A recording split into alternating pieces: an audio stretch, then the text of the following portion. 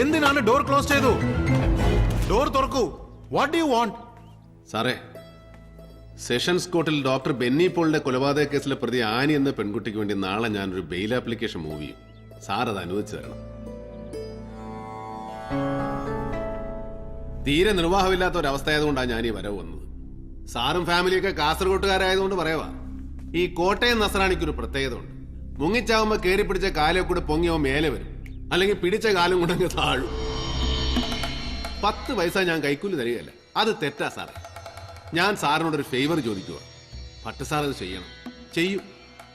ഇല്ലെങ്കിൽ ഒരിക്കൽ കൂടി എനിക്ക് ഇങ്ങോട്ട് വരേണ്ടി വരും. വരുത്തരുത്. റിക്വസ്റ്റാ.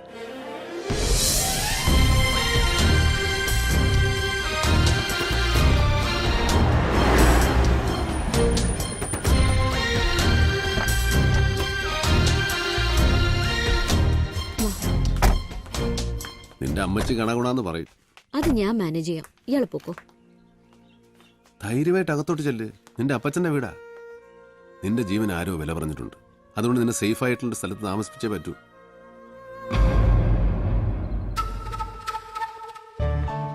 സാറാ,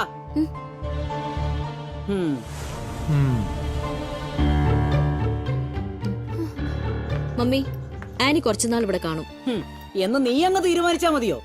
എന്റെ വീട്ടിൽ ആരെ താമസിപ്പിക്കണമെന്ന് എന്റെ കാലം കഴിയും വരെ ഞാൻ തന്നെ തീരുമാനിക്കുന്നേ. ഈ പെണ്ണുമ്പിള്ള കൊട്ടേഷൻ കൊടുക്കാൻ ഞാൻ പറഞ്ഞാന്നേ. ഇവൾക്കും കൂടി അവകാശമുള്ള വീടായത്. ഉവേ, അത് ഏത് വകുപ്പിലാന്നാവോ ഞാനറിയാത്ത ഒരു അവകാശം. ഇവൾ എന്റെ പപ്പയുടെ മോളാന്നുള്ള അവകാശം തന്നെ. എല്ലാവർക്കും അറിയാവുന്ന ആ സത്യം മമ്മി മാത്രം അംഗീകരിക്കാതിരിക്കുന്നതുകൊണ്ട് കാര്യമൊന്നുമില്ല.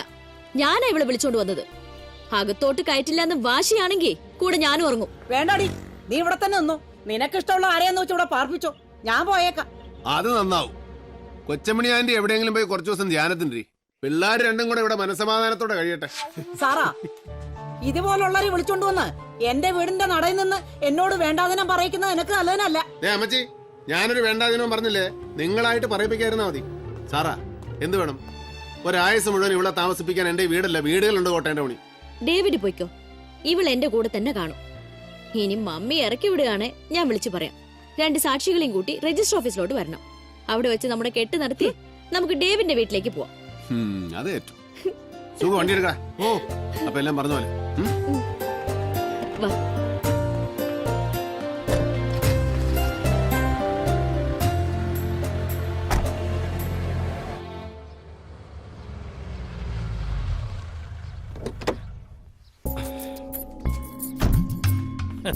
ഉമ്മച്ചൻ വിചാരിച്ചാലും ചിലതെല്ലാം നടക്കണ്ടേ? നടന്നാ ഉമ്മച്ചന് കൊള്ളാം. ഞാൻ പറഞ്ഞ ഓർമ്മയുണ്ടല്ലോ, MC പോളിന്റെ മൂത്ത മോൻ. ഞാൻ കൈവരിൽ നിന്ന് വിളിച്ച ചെറുക്കൻ തൊടലും പൊട്ടിഞ്ഞു വരും. വിളിക്കണ്ട, ട്രെയിനർ ഇല്ലാതെ വളർന്ന ഡോബർമാനാ.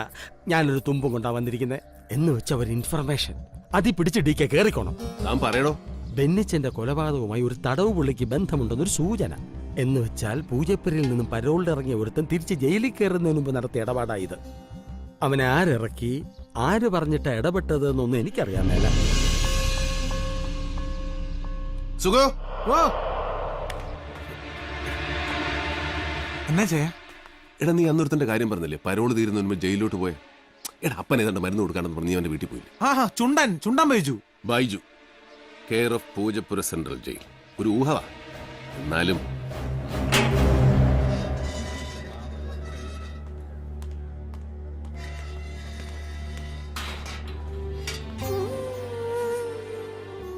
സുഖമാണോടാ?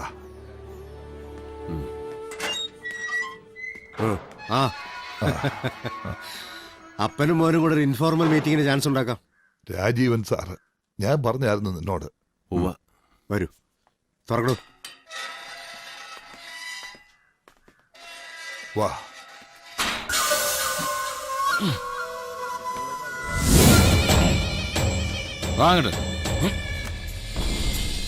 ദേ, അവനാ നീ അന്വേഷിച്ച ആള്.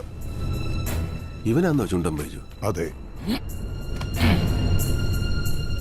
ഇത്തവണ പരോള് കഴിഞ്ഞ് വരുമ്പോ എന്തോ കാര്യമായ കോൾ ഒത്തിട്ടുണ്ട് ഇവന് എന്നൊരു സംസാരം ഇവിടെ ഉണ്ട്. ഇവനൊന്ന് പുറത്തു കിട്ടണമല്ലോ. ഇനിയൊരു പരോൾ അനുവദിച്ചു കിട്ടാൻ മിനിമം 1 വർഷം എടുക്കത്തില്ലയോ? എപ്പോ വേണേലും പരോൾ കൊടുക്കാൻ പവറുള്ള ഒരാളുണ്ടല്ലോ, മുഖ്യമന്ത്രി. ആ വഴിക്കൊന്ന് നോക്കാം.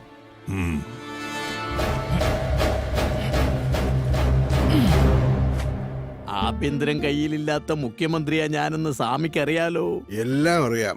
ഒരു കാര്യത്തിനും തന്നെ വന്നു കണ്ട് ബുദ്ധിമുട്ടിക്കരുതെന്ന് വിചാരിച്ചിരുന്നു. പക്ഷേ ഓ, ഇതിപ്പോ എന്തോന്ന് ഇത്രയ്ക്ക് ബുദ്ധിമുട്ട്? ഇതും കൂടെ ഒന്നും ചെയ്യാൻ കഴിയില്ലേ പിന്നെ ഇറങ്ങിപ്പോകുന്നതല്ലേ നല്ലത്.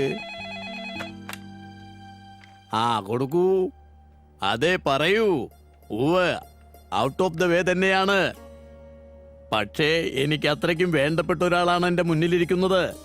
ശരി, ഞാനുടനെ ഫാക്സ് ചെയ്യിക്കാം. Okay, thank you.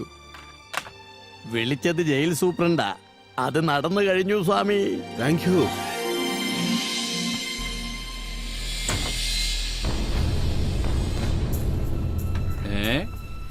ഒരു പരോള് കഴിഞ്ഞിങ്ങോട്ട് വന്നല്ലേ ഉള്ളൂ. എന്താടോ CM-ന്റെ ഓഫീസിലൊക്കെ വലിയ പിടുത്തല്ലേ? ഓ, എന്നാ പറയാനാ സാറേ, അകത്തോട്ട് കയറാൻ പറയുന്ന പുറത്തോട്ട് ഇറങ്ങാൻ പറയുന്ന രണ്ട് നിങ്ങൾ തന്നെയല്ലയോ? ചെല്ല് ചെല്ല്.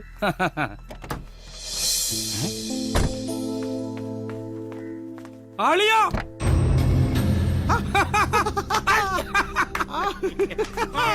അളിയാ കോട്ടയത്തിനാണെങ്കിൽ കേറിക്കോ. എപ്പ കയറിയെന്ന് ചോദിച്ചാ മതി. വാ.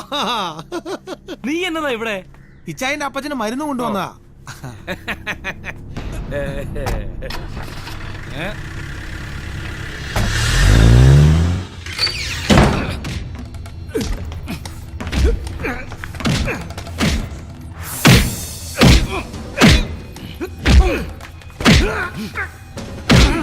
ഇച്ചായി ഇത് വെറുതെ കൈമനക്കടത്തിന്റെ കേസാ. ഒന്ന് വായ തുറന്ന് കരയണ പോലില്ല പുല്ലൻ. ഇവൻ കരയുന്നത് നിനക്ക് കേൾക്കണം.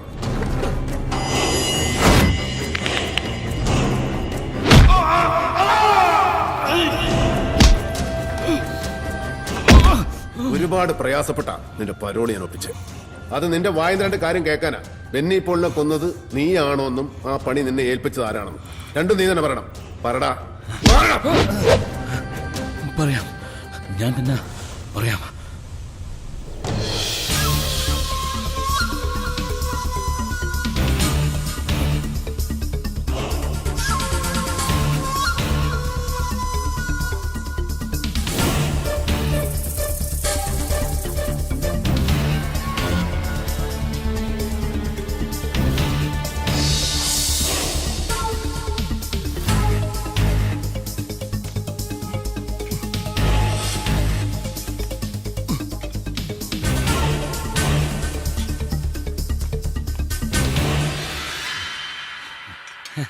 ആരാ? പ്ലംബറാണ് ഏട്ടാ. വിളിച്ചായിരുന്നു.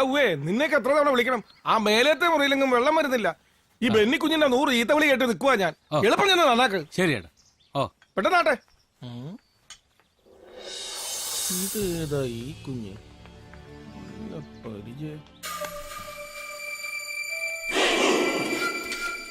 മീഡിയ എന്ന് പറയുമ്പോ അവിടെയും നമുക്ക് ഇൻഫ്ലുവൻസ് ചെയ്യാൻ പറ്റുന്ന ചിലർ കാണുമല്ലോ. അവരെയൊക്കെ ഞാൻ ആദ്യം ഒന്ന് പിടിച്ചായിരുന്നു. പിന്നെ അവര് കൺവിൻസ്ഡ് ആയിട്ട് തന്നെ പോയത്. പറഞ്ഞ പോലെ ഒക്കെ വരികയും ചെയ്യും. TV-യിലും നാളത്തെ പത്രത്തിലും ഒക്കെ. അപ്പൊ കൂടെ ഉണ്ടാവണം ബൈ ഇലക്ഷൻ കഴിയുന്നവരെ. ശരി.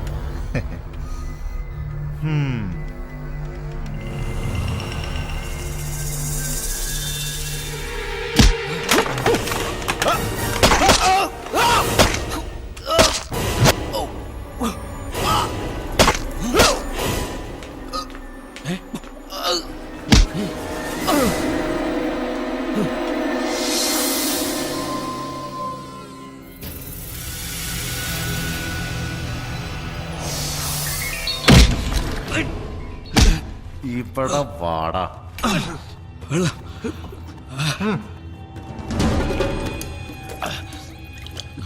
ഈ കൊട്ടേഷൻ നിനക്ക് ആര് തന്നു? പറടാ. SP Rajagopal sir.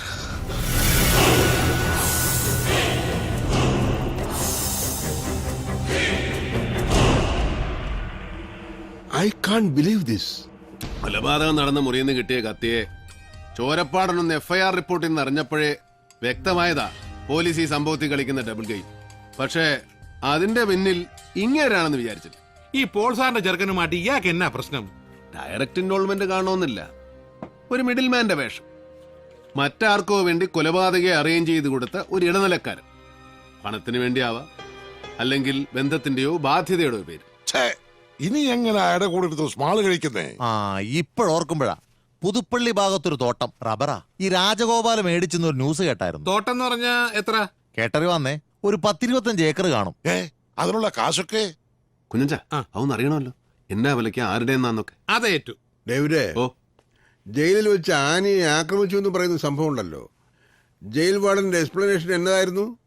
എനിക്കത് ഡൈജസ്റ്റ് ചെയ്യുന്നില്ല. സാറ് പറയുന്നത് അതൊരു മർഡർ അറ്റംപ്റ്റ് ആവാം. There is a chance. Yes.